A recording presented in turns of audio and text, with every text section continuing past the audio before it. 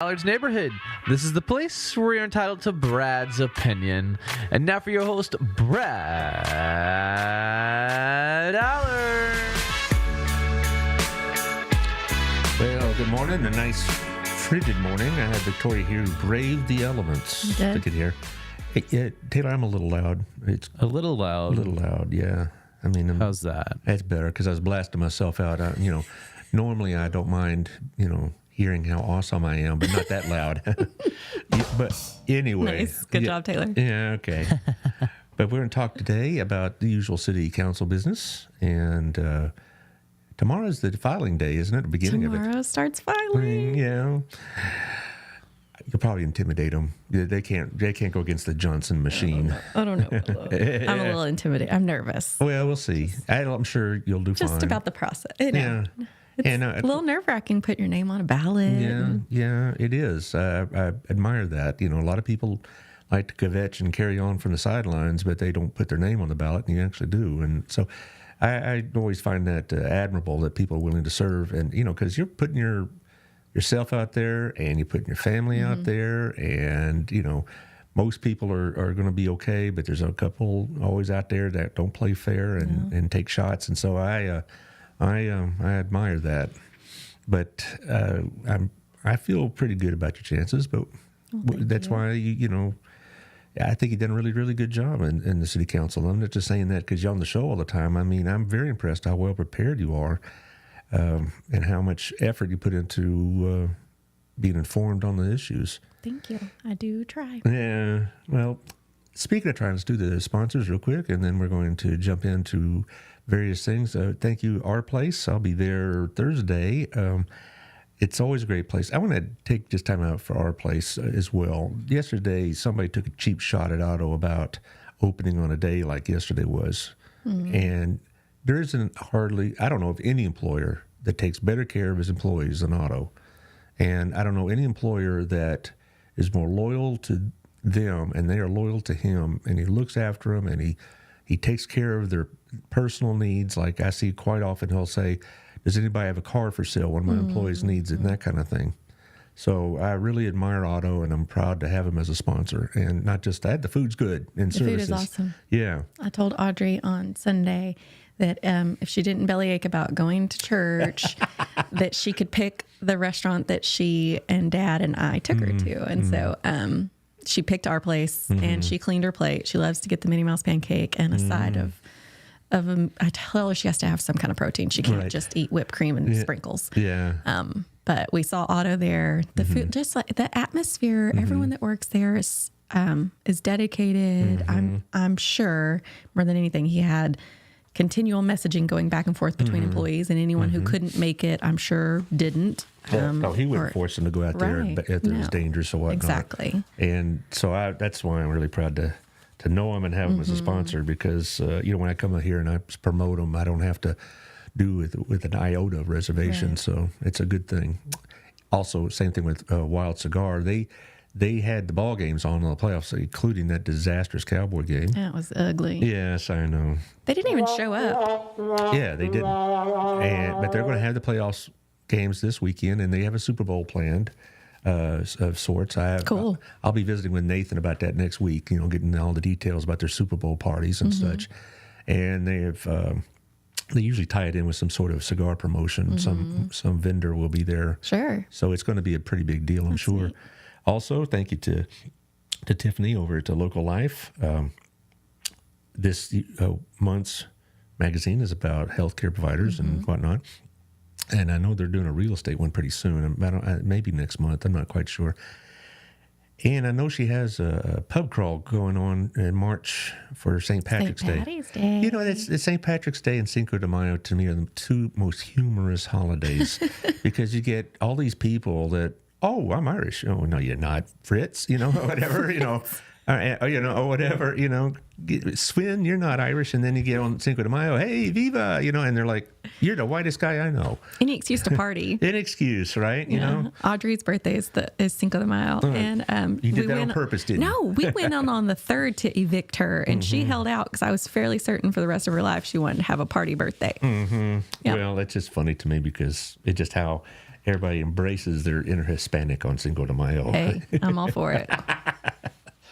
Oh, well, anyway, back to the matter at hand. Also, thank you to Southern Gym. They are open. They braved the elements. Did they? Yeah, I'm not going to be too critical about that. We'll get that after the ads. Are they caught up on all the Christmas orders? Well, they get a lot of stuff afterwards. Sure. People that got, some money or gift cards of sorts. That's awesome. Come in and spend it. Or they get the rings resized that they got. And also they got something going on the February 8th, Bourbon and Bling. Gayla likes to entertain. She really does. Fun. Yes, and so from 4 to 7 on Thursday, they'll come by, and the men, you can drink a little bourbon while your women go out there and spend the money. Peruse for something new, sparkly. Yeah, well, it's Valentine's Day, isn't it? It's Coming like up. just when you think you're out, they drag you back in. All right. My husband feels that from Christmas. Then we have our anniversary, and then Valentine's Day follows. Poor man. It was just your anniversary. Saw your pictures. Yes, 10 years of marriage. And you do it all over again. I would. Gosh, y'all are so wholesome. It just makes my teeth hurt. Anyway. I'm a big fan of his. All right. Okay. Thank you, Southern Gym. Thank you also to, this is a new sponsor, Two Maids. Brenda Ramirez has this area of Burleson, and they are professional cleaners. And, That's awesome. well, what's really good about them is that it's not like X amount per hour. Basically, they come and do the job, and then you rate them, and they get paid based on that rate. Oh, interesting. And it works better for them because not only are, you got some incentive involved, but you also have, the ladies and a couple of the men that work for them in this capacity make more money that way. And they're members of UNI, as is Scala, as is the next two guests are sponsors as well. But she's from Kansas City, so I bet she's excited about the Chiefs. Anyway, thank you, Two Mates. Thank you, Brenda. If you give them, I'm going to find her number or sometime and put it up there because we need to get hers. I agree. You got to have some way to contact. Well, yes. She asked me to do this last week, and so we were kind of scrambling around a bit. I'm going to pull it up right here on the email she sent. Come on, but I could pull it pretty quick. But she's a very, very sharp business person, and I just like her. She's just a nice person. All right, and the phone number. Here's the phone number, 817-764-0733, 817-764-0733. Also, Old Pro Roofing, well-known Burleson business down in Old Town. John Williams at 817-734-2756. It's nice when we had this bad weather. I didn't worry about it at all. My roof is fine. Why? Because he told me so, and he didn't try to upsell me. And so we like supporting Burleson businesses. I don't begrudge people making a living, but, when we have a bad weather event, you want home folks to do the business. Not just because they pay taxes, because you know where to find them later. And they stand by their work. And so Old Pro Roofing, 817-734-2756. And lastly, Camco with Sammy Campbell, Candy Gal, mortgage brokers. They've been doing business here for a long time. This is their first venture together as an independent business, but they haven't moved. They're still in Burleson. They're still in the B&G complex in that south building, 3rd floor. Sammy is at 817-776. 8. Oh, sorry. I was reading the glare off of it. 778. Sorry, Sammy. 4592. Yeah, 778-4592. And Candy is at 817-925-2661. They've done it, 2 refinancing for me and help pay for my kids' college bills and also some home repairs and all this It other just things. helps to know someone who understands. Well, and I like doing Because there's business. so many options, when it comes to mortgages, or if you're, needing to free up some money, like you said, for college or whatever it may be. It's helpful to talk to people that actually understand. Yes, and it's Mortgaging is. I like doing business with home folks, not just because again they're home folks, but you know where to find them. Yeah. And Candy's always available. Well, we're going to talk about 3 basic topics. One that I think has been misunderstood in the public about this new library, which apparently we're breaking ground on tomorrow. Not quite, right? No. Also, talk about the liquor zoning, the liquor store zoning, even though we don't have that yet. What's going on with that? Sure. And also some updates in the Old Town extensions. I guess we'll just start with that because I know there's been some resolution on that. Sure.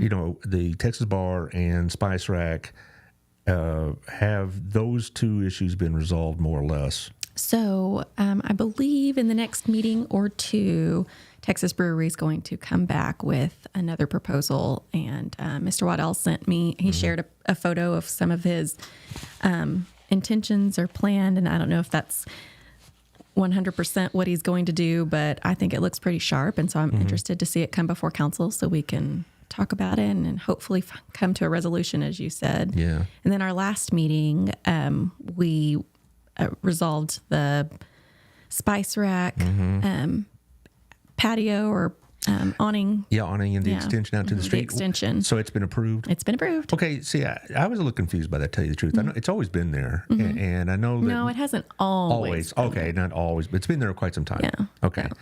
And I'd never noticed driving by. Right.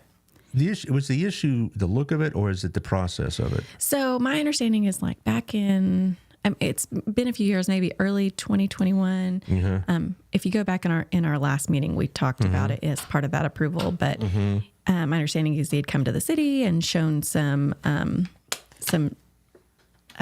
drawings and what he intended to do with it, and then there was a gap of when he actually did it. But I don't know all the steps that were taken or not taken. You weren't on the council then, were you? No, but some of that, before it comes to council, and it doesn't always have to come to council. Some of these do, because his, for instance, was within a right-of-way agreement. So basically has an agreement with the city, and it's city-owned, it's city property that he is in an agreement to use. And so asking, before he makes certain improvements or certain changes to it, asking council for that go ahead. And like I said in our last visit, we really need to work on, and I think all of council thoughts are in line with this, of having a process that doesn't necessarily mean it has to come before council. Utilizing a committee that is made up of business owners and property owners in Old Town to say some of these improvements don't necessarily need to come to council. Here's the process for it. Here's some examples of the materials that you can use. Here are some examples of the look that it can have.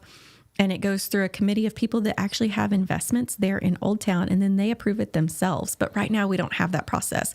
Right now it only comes to that committee if the improvement that you're going to make is worth 50% or more of the total property the total property value. So that's it would have to be a major improvement for it to go to that committee, which doesn't make a lot of sense to me. So we're working on the process so that things are more cut and dry. You said, prior to us going online of, understanding what was it that necessarily was the hang up on it coming before council. And I think that that's been the issue is right now it's been subjective.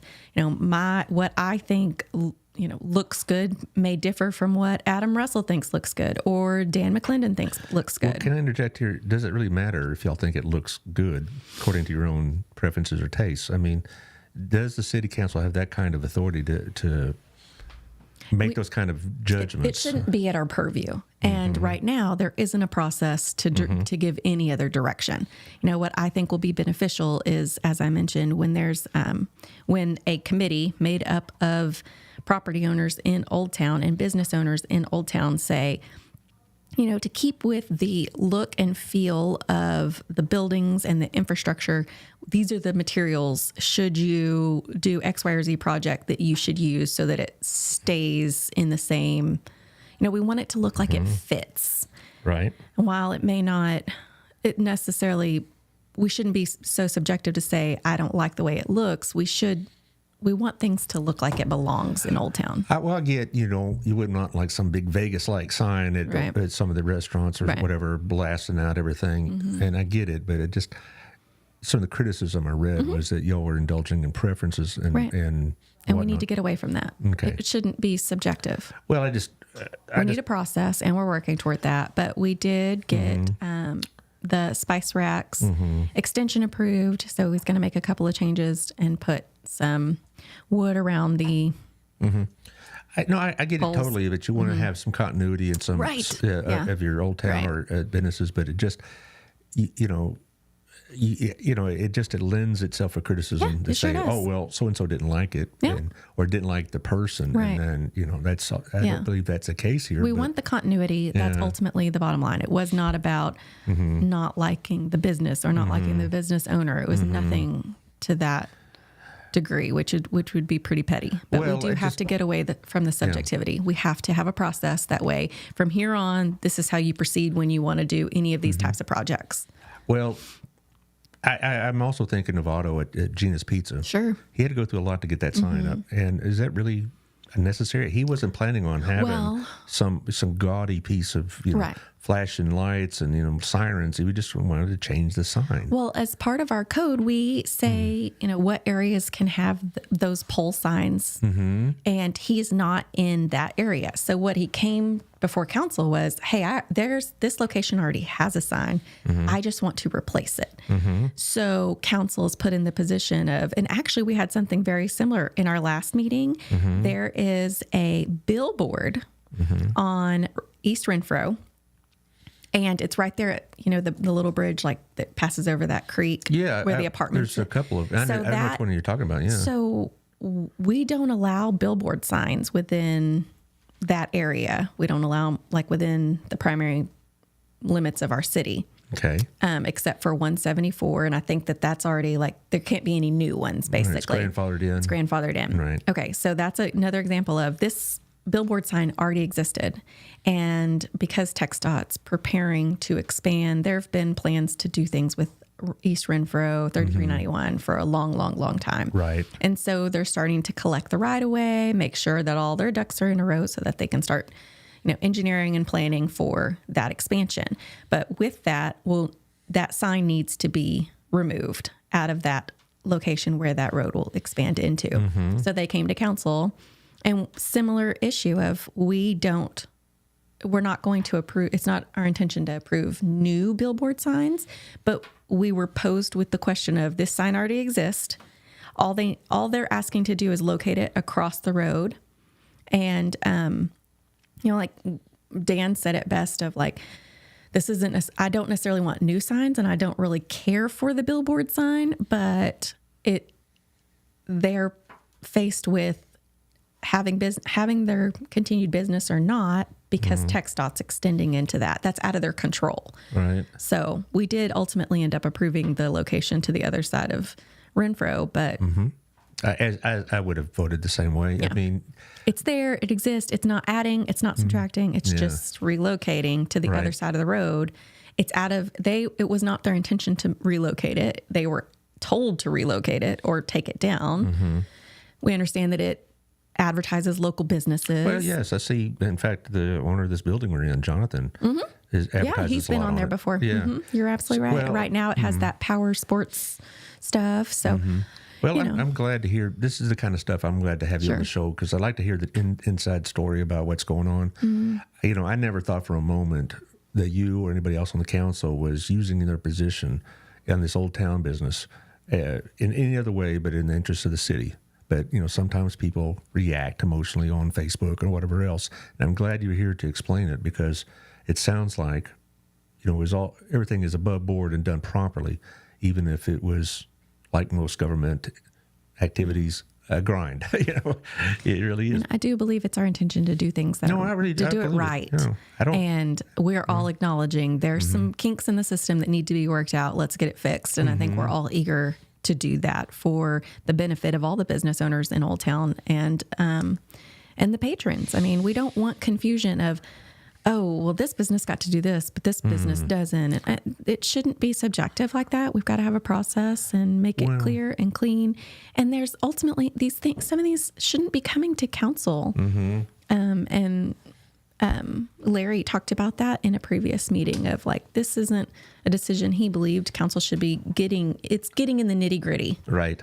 But if we Exactly. set the policy, then staff can enact that policy. And as of right now, we didn't have one. And so these businesses were caught in the middle of that. It was absolutely something we had to own of this is just out there floating. And, how do we appropriately address these types of requests? And sometimes, we have things that have happened, and there are previous councils that were approved that no longer would be approved. And so, because policies change. Sure. And personnel changes and, interpretations change and whatnot. Well, and But you want also to be consistent, but it's hard to do sometimes. right. And also we're, things, the way things are, like an example, one of the other requests was to install AstroTurf instead of having, a gravelly. You talk about the lumberyard, right? Yeah, the lumberyard.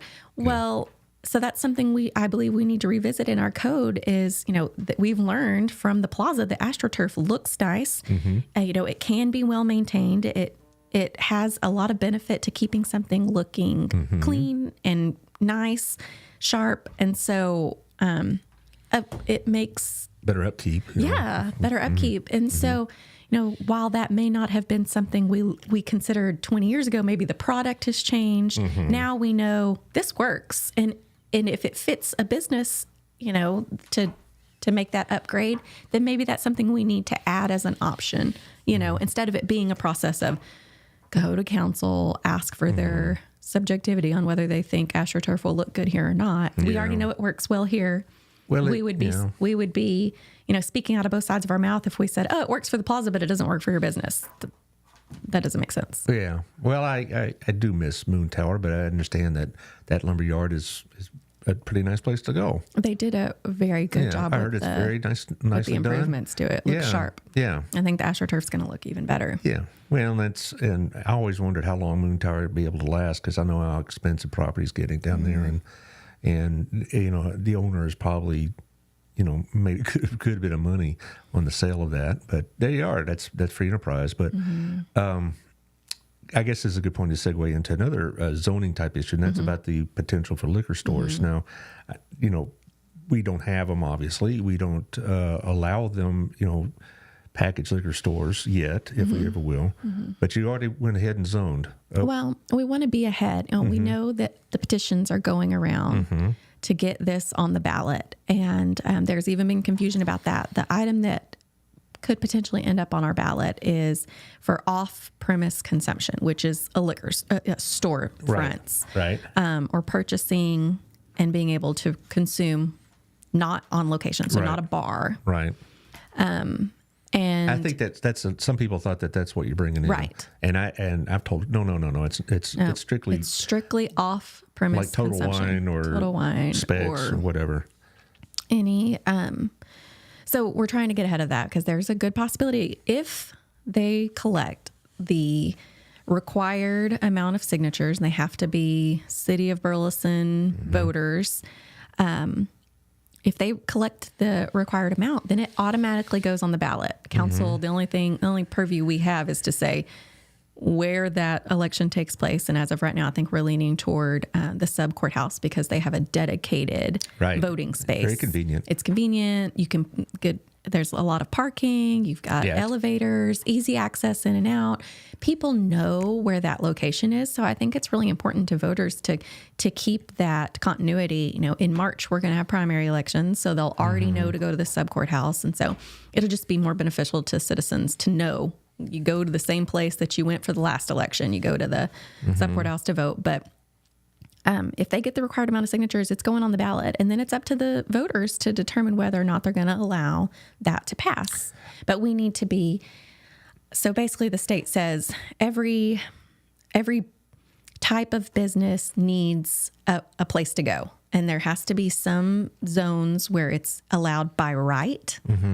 And so something we talked about in our last meeting, we didn't make decisions on it, but it was a discussion item of, where is it appropriate to say liquor stores can go without question. And we have, I think we kind of came to a consensus on the industrial zoned areas of our town. One, because their focus, where they're primarily located is along 35. And there's less, it's not, there isn't industrial, let's say, amidst a strip center off of 174. And then we can say, within this, and this zone, you can request a special use permit. So it doesn't mean that we wouldn't see a store potentially somewhere along 174, but they would come to council and ask for a special use permit and make the argument for why it would fit there. I would like to see a Total Wine, frankly, over around HEB or the Kroger or whatnot, but I can't sign it because I'm just outside the city limits, but I would have signed it. I'm on record saying I think we need to consider this, not just because of the convenience, but also for somebody like Wild Cigar. They have to buy their liquor from one guy in Alvarado, and they at amped up retail prices. Yeah, they have to buy it off the shelf prices. This affects local businesses because the state says that they have to buy it. That's a crazy rule within the county that you are located. So they have to buy it in Johnson County. Well, your two options are Rio Vista or Alvarado. Well, Chris tells me the guy at Rio Vista has no interest in selling to bars in Burleson. Okay. Because it's not worth his trouble. But the guy in Alvarado, he could do they buy it the same price that you and I would buy it. And, if you walk in, it's not wholesale price. And I can think of all the places here, Fresco's and Mambo's and the Old Town restaurants and whatnot. They'd benefit. Even if you yourself don't drink, that's fine, great, I don't care. But it'll make the businesses that you attend more profitable. Sure. And it drives me crazy that the Chili's on the highway could buy it from the county. Across the street, Olive Garden can't. Well, it's Tarrant County. I guess that's not true. Yeah. But I'm talking about it in Burleson itself. Right. Like Rio Mambo, Fresco's cannot buy from... cannot go and get it wholesale, cannot have a contract with like the Benny Keiths of that realm. They have to go to the liquor store down the road and purchase it off the shelf just like we do as individuals. Now there's a lady usually, or sometimes a gentleman, at the post office. And I have a post office box. I don't get mail out in the country. So I talk to them every day and say, how many signatures do you get? No, we're short a few. Is there a time limit they have? They do, yeah. When is this limit? I'm not sure. The city secretary's office has all of that information because it just goes through her office. Like she had to supply the petition sheets, the official petition sheets, and she will, I believe she said in our last meeting that we're contracting with Tarrant County to verify all those signatures because it's going to be quite the undertaking. They have so many days to verify the signatures and ensure that they're city of Burleson voters and all of that. So there's timelines for all of that. And, well, I'm just thinking, they've been at the post office, but I haven't been very active in downtown business. But have they been in like Texas Bar or Spice Rack or Fresco's? I know at Wild they came by and got some signatures. Did they? Philip and I were eating in Old Town, and we were approached at our table by a gentleman working for them. I'm sure that they're. My understanding is they've contracted with a consultant firm, and so they hire people hourly to go collect signatures. And so we were approached, and I think that they're out and about. I've seen them at Kroger. I've seen them at different... Okay. I haven't seen them at HEB, but... I've seen the same... and maybe HEB's not allowing them. I'm not sure. I don't know how that works. But I did see the same lady at Kroger a couple of times, and she just says, are you a registered voter in Burleson? And then she talks to you for a second, and she's collecting signatures. I've seen the same lady at the post office. Oh, really? We got to know each other. She recognizes me now. And she says, hey, you're a regular here. Yeah. And I know that a lot of people get amped up a little bit about liquor stores because they associate that with maybe drunkenness or crime or whatever else. Understandable. And I'm not going to criticize them for that view, but I think it's an overstated view in my opinion. I also saw some false opinions say, if you allow this to pass, we're going to have strip joints, adult entertainment in venues. But we're not talking about bars. No. We're talking about packaged liquor stores you go buy and take it home. And they say it's going to add to drunk driving and all this other stuff. I don't know if that really is going to happen either, because people that want to drink are going to go get it. They just have to drive further to get it. Then they're going into Fort Worth or down to Alvarado. And I just think it would be helpful to our restaurants and helpful to the people in Burleson that do drink for them to have it. And the revenue, I'm sure, will be for taxes. Will be the helpful. Sales tax will stay here in Burleson. It'll impact the local businesses that do sell those items.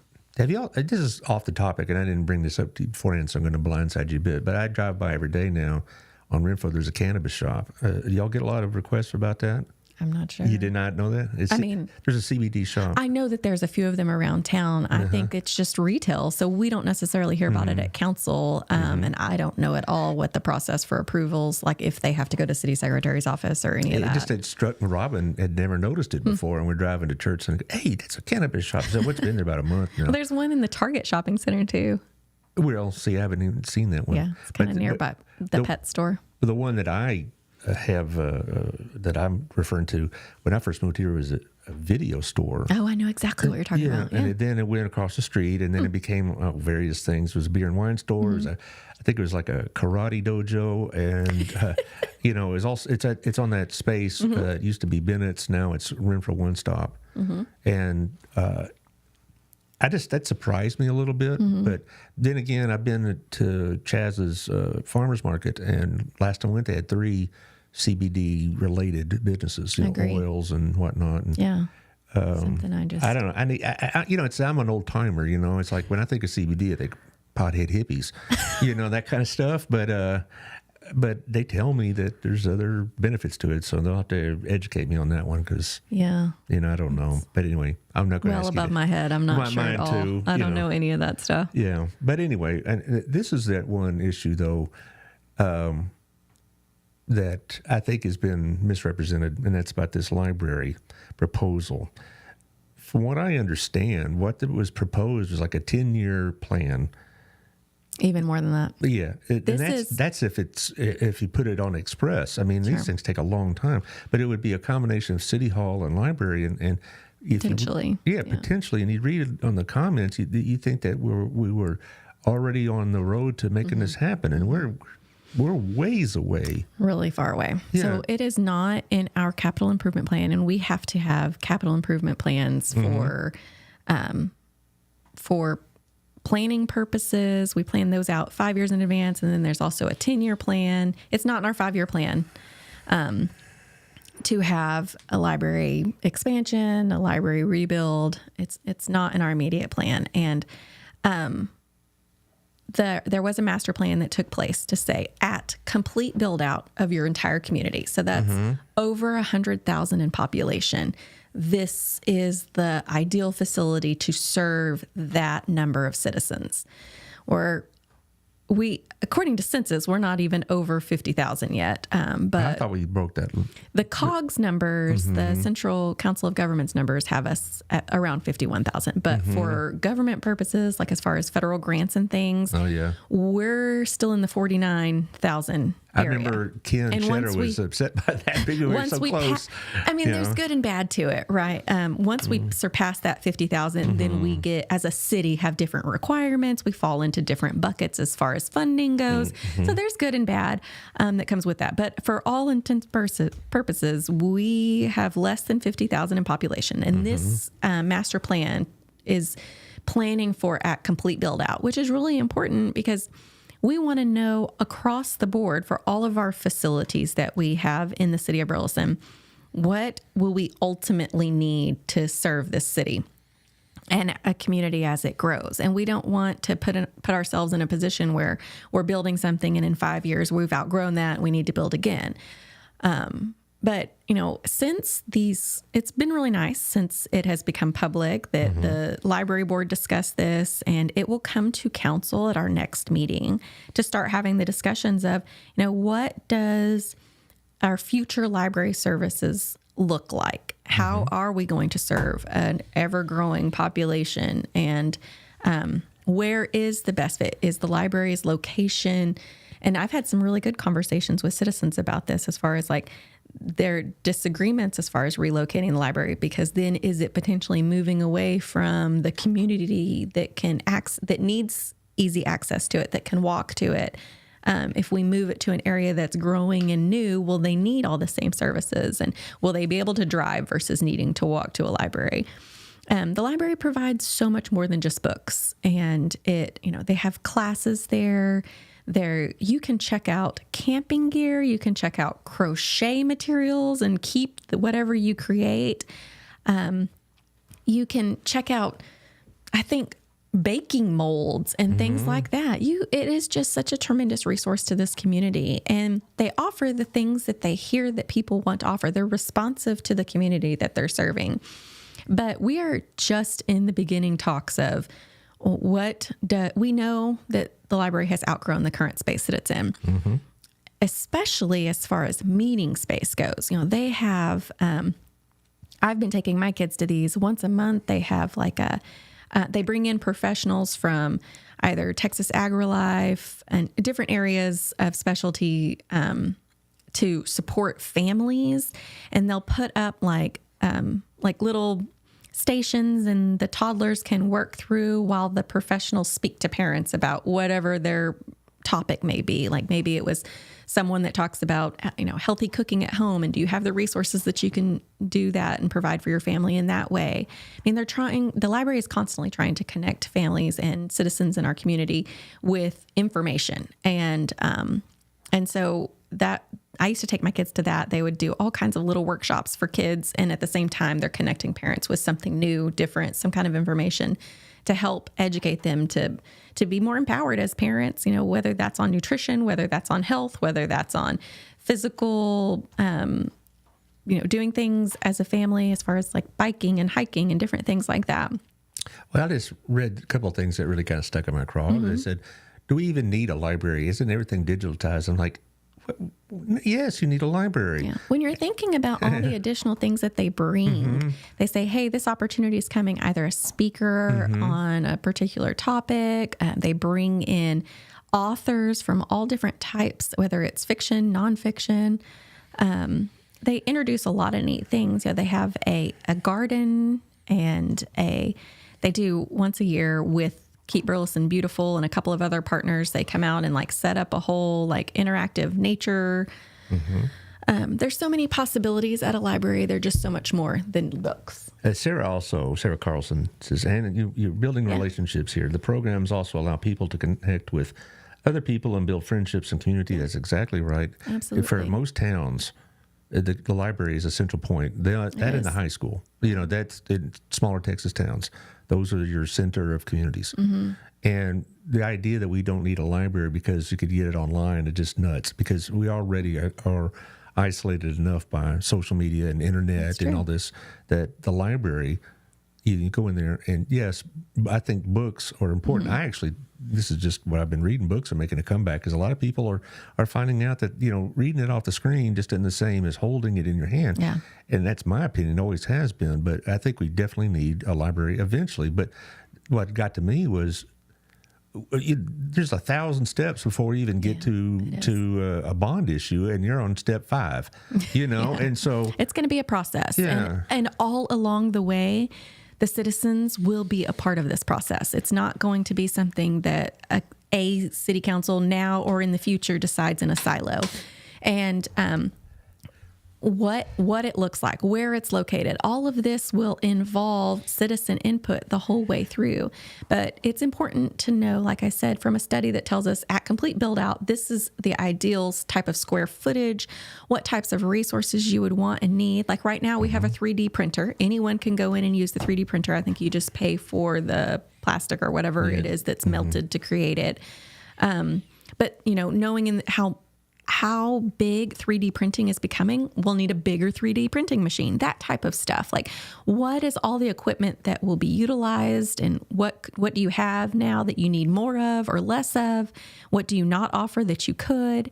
And, just like said by Sarah and yourself, it's a place where we build community. And as we grow, that's how we connect. I mentioned these classes that I used to take the kids to when they were smaller. I would visit with other moms. We would end up going to play at Warren Park across the street. We would go have lunch, and we all need that community. We all need people that we connect with, neighbors that understand or in the same time of life that you are, and you have something to bond over.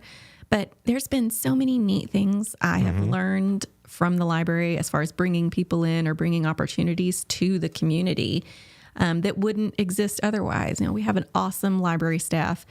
Everything from, the Center for ASD goes there, and they volunteer and they learn new trades and new things.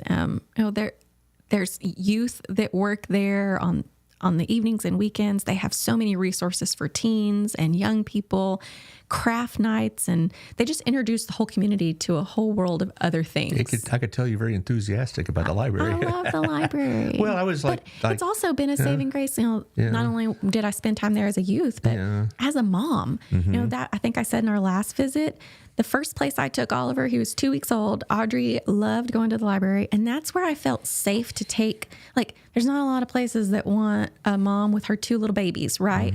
Because they can get noisy or this. And the library was completely welcoming.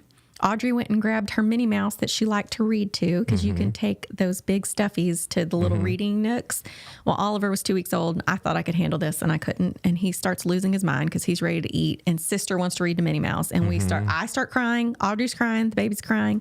And library staff comes over, and they're like, hey, did you know we have a mom room over here? And Megan, she says she loves the library, and they've been such a blessing. Yeah, they shuttled us into this, parent room, and I was able to nurse my brand new baby. And Audrey, they brought a stack of books. They're like, what kind of books does she like? And they brought like a stack of books to her, and I could read to her, read to the baby, and it was calm. And at one point I just thought like, oh my gosh, nobody wants us and they're going to kick us out of the library. But there's a place for everyone in this town. And I believe our library sets a good standard of how we take care of our neighbors, how we treat people, and building that community around us. When I lived as a real small boy, I lived in Richardson, and there was a nice library, a 2-story one. I thought it was really cool, and it was within walking distance. And sometimes in the summer day, I'd go over there and find a book to read, and I or something like that. Or if it was maybe a day like today, you're not going to do a whole lot. I'd ride my bike over there, and I'd get a book to read. And there's a lot of kids that from Kerr, I'm sorry, it used to be Kerr, but when Kerr was located, a lot of those kids came over and spent time there. They have cooking classes for youth. They have English as a second language, and it's not just Spanish that they see. They have tons of resources of every kind. And if it's something we don't offer, those library staff will go above and beyond to connect you with who does. Well, I just think that this overreaction is overblown to the point, because I understand how citizens can feel like, whoa, like this is too much. This is a lot coming at me. But it's a decade away at best. Yeah, and I best. think that's what they need to consider. And the fact is that the capacity is going to be needed, but also the capacity to pay for it will be needed, because right now we don't have the capacity in our debt. In 10 years, we could be building up. Talk about you got to have a 10-year plan or more. Right. It wasn't like the plaza just popped up. How long did that take to get planned? I wonder. A long time. A long time, and everything that takes a long time in government, And so, in the new city hall, that's going to be part of this. May not be. All right. Ideally, I would like to relocate City Hall, but that's one person's opinion, and I'm just one vote on the council, and I'm just one citizen.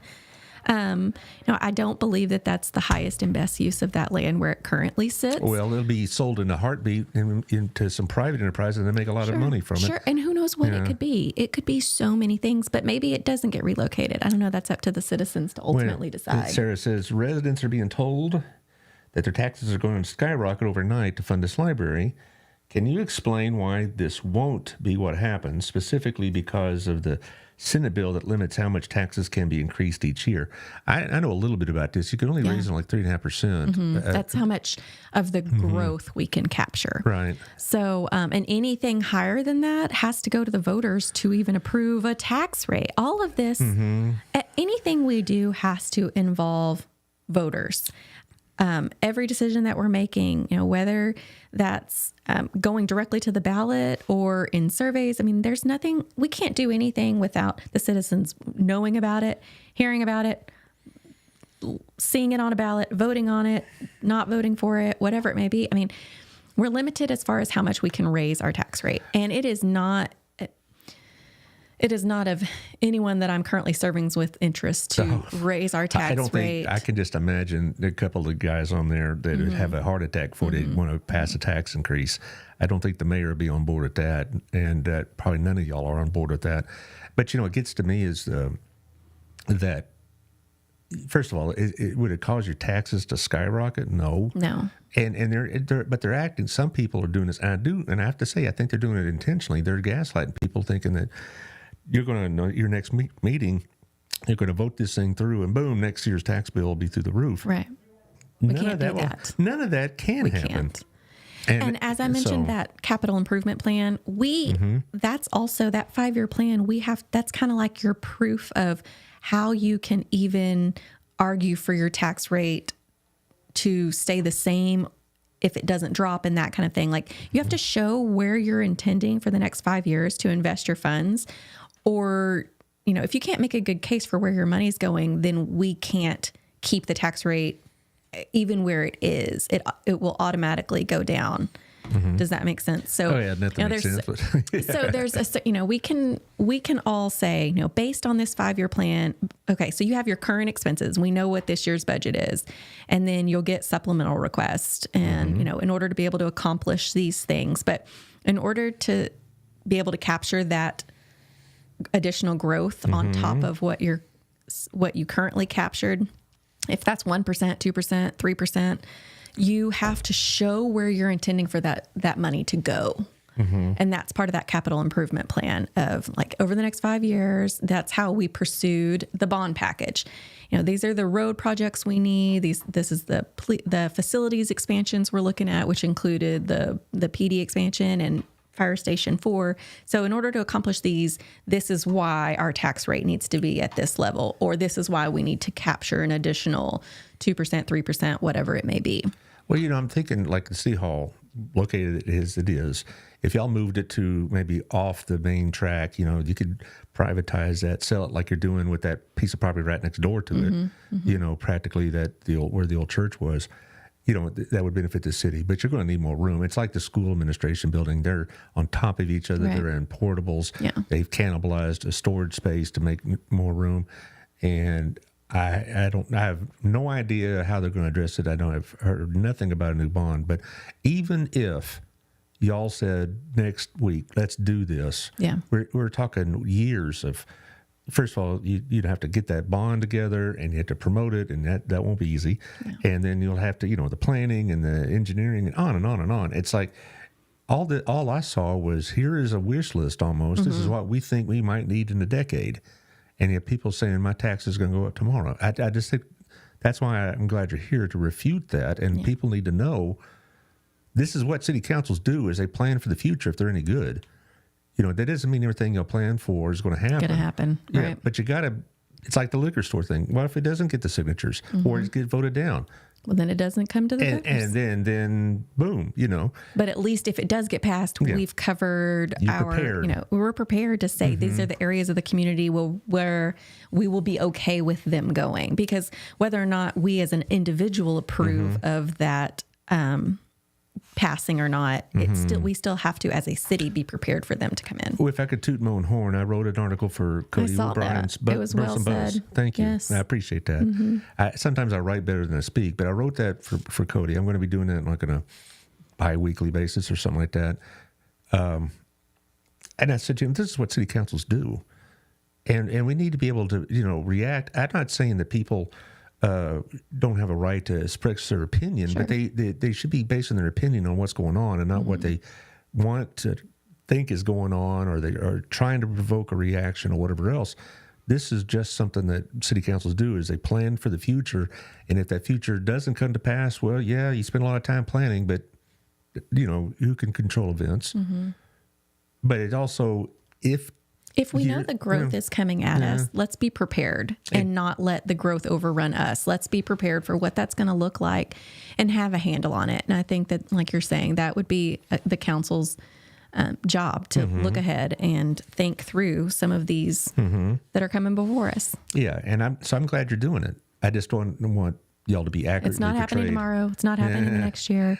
It will have to go to the voters for a GO bond. That we don't have the capacity to and that's gonna, and the thing is, and my assumption is by the time it does actually go to voters, it will involve some element of tax requirement, because I just remember the last bond you told me for just the portion that was going for police and fire, which apparently also is a big deal. It barely passed.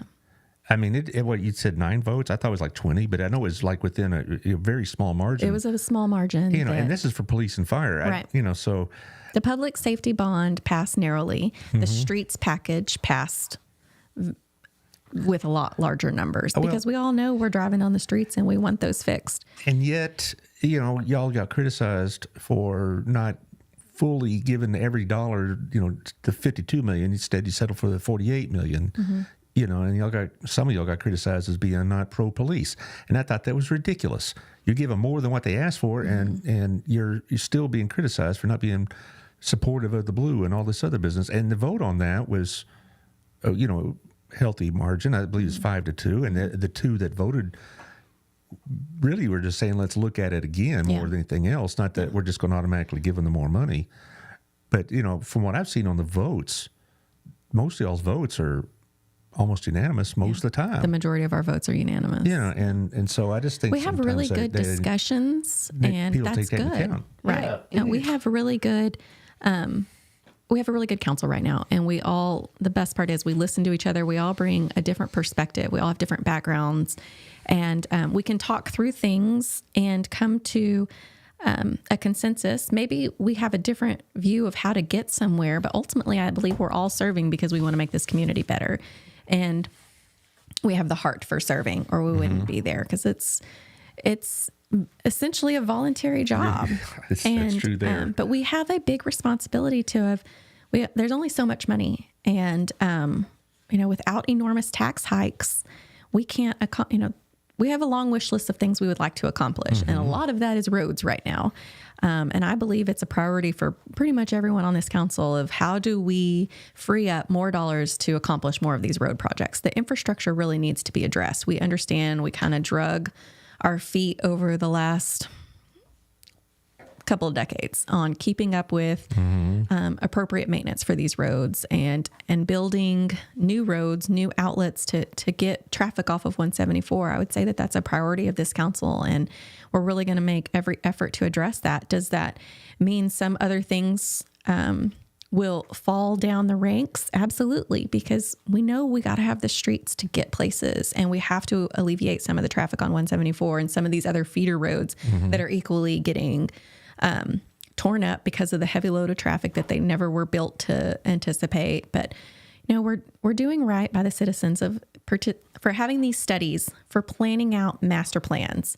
What is the stopgap? How can we get 5 more years out of this, or how can we make it 5 before we get the ultimate build out? That kind of stuff has to be weighed. And we just kicked off our first Citizens Academy class. There are 20 participants, citizens from all over the community are participating, and the council was invited to speak and introduce ourselves on their opening night. And Adam Russell said it best. He's like, he came from the banker background. He came in and he was ready to lower taxes, and he was going to do this, this, and this. And then all of a sudden you hear, a department needs a $1.5 million piece of equipment, and this road needs to be constructed, and it's going to cost you $2 million in design, engineering, right-of-way purchases before you even start construction. I mean, things just stack up before we can even break ground sometimes. And so we have to make every dollar count and strategically plan out 5 years in advance, 10 years in advance, 15 years in advance, what something ultimately is going to be like and look like. Right.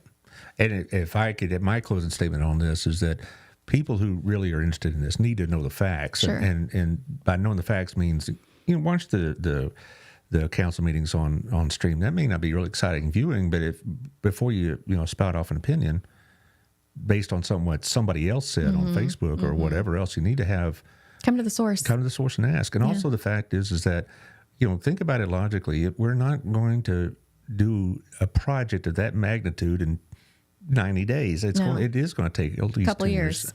It'd take a couple of years just to even get it on the ballot, even discuss it further, And so it's on our agenda as a discussion item. Like, hey, this study is back. This is the feedback from the library board.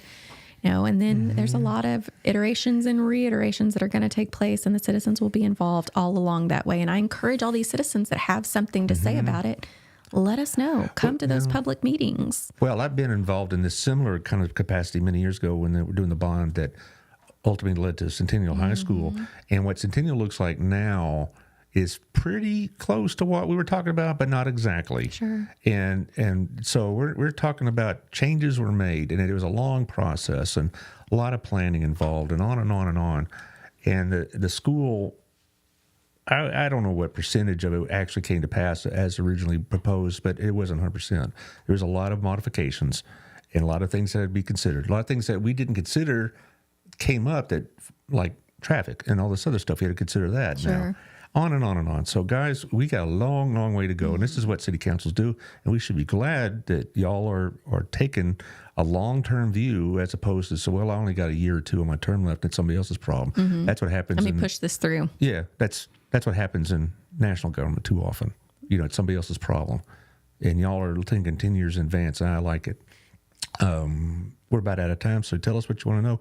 Also, tomorrow you're going to go and register? Or File, that's the word, yeah. I'll be there right after I drop the kids off at school. I'll drive over to City Hall and wait out front until Miss Amanda comes to let us in, and I'm sure I'll see Dan in the morning. But I'll turn in my intent to run again, and we'll be off and running. You know, I've been asked about candidates on office. How would you feel if somebody, a quality person, was running against you? You won't be upset if they're on the show, would you?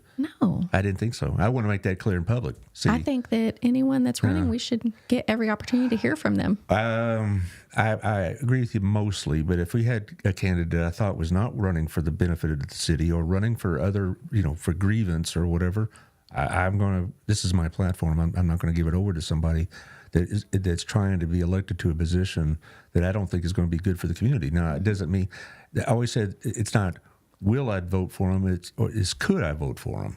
Like I had all the school board members last time, even though I only had 2 votes, one for each. I just wanted the public to hear that your opinion of this is that if you had a quality opponent, they'd be here.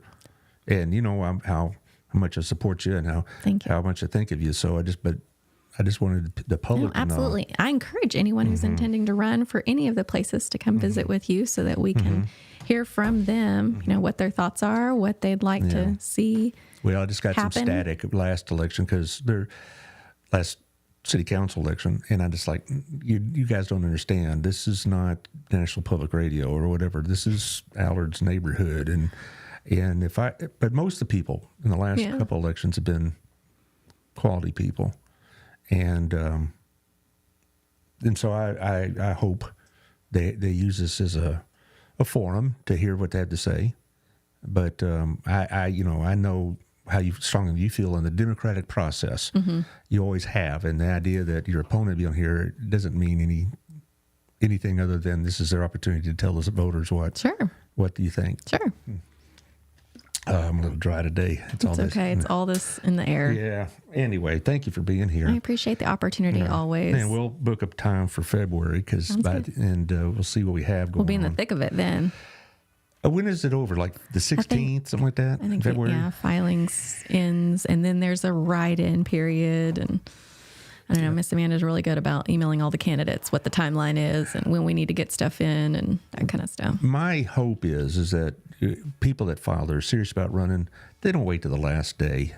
People that are serious about running already know that they are and they should file. But I know that's a common gimmick to wait to like 4:30 of the filing deadline and see who they can run against, thinking that they can, who's easier to beat or something stupid like that. And the reason I think that's a bad idea is because if you think you're a person that has skills and talents that to offer the city or the school district, you should know that from the get-go and put your name down immediately. Plant your flag. You know what I'm saying? I think I'm confident enough that I'm going to take on any opponent, and if I lose, I'll go back to what I was doing before. Anyway, that's me ranting.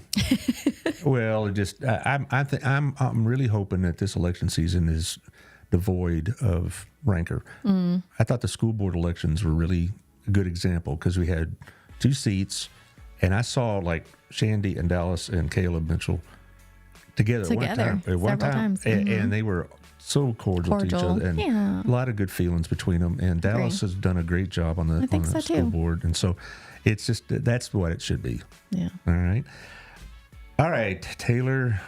On Thursday, we have Colin Gregory and Stephanie Beard with the Victims Assistance that'll be Program. great. They were on early December, and we've been promoting that, method of contacting people in case of assaults and whatever. And we're going to get an update on that. Good. And so we'll see how that That's goes. really impactful and important to this community. You got Yes, that Stephanie right. Beard does a phenomenal job Yes. in victims assistance. And then let me see what I got next week. I know I have, the 23rd. I have Matthew Lucci, who is running against Roger Williams in the Republican primary for District 25. That's going to be a pretty interesting show, and so we'll see what we got. Thanks, guys, and thanks for y'all's you. participation, Megan and Sarah, and we'll see y'all next time.